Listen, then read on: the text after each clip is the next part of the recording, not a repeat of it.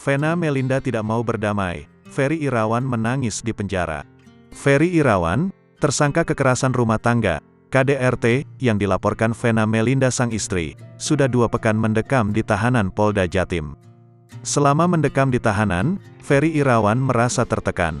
Kondisi mentalnya tak keruan. Kondisi Pak Ferry selama ini baik, tapi karena ini masalah keluarga, ada tekanan batin dari psikisnya, kata Jeffrey Simatupang ketika ditemui di gedung Trans TV, Jakarta Selatan, Rabu, tanggal 1 Februari tahun 2023. Jeffrey mengungkapkan, tekanan batin dan gangguan psikis yang dirasakan Ferry, karena pemberitaan yang diduga tak benar, yang disampaikan oleh pihak Vena Melinda, istrinya sendiri.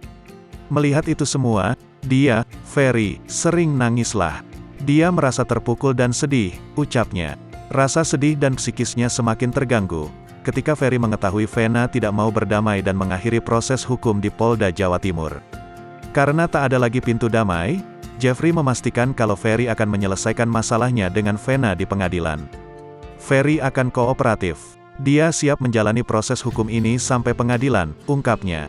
Ferry Irawan jadi tersangka kekerasan dalam rumah tangga, KDRT, karena laporan sang istri Vena Melinda. Ia pun kini ditahan di Polda Jatim. Vena melaporkan Ferry ke Polres Kediri, Jawa Timur atas kasus dugaan KDRT, Minggu, tanggal 8 Januari tahun 2023. Peristiwa KDRT terjadi saat mereka menginap di sebuah hotel di Kediri, Jawa Timur.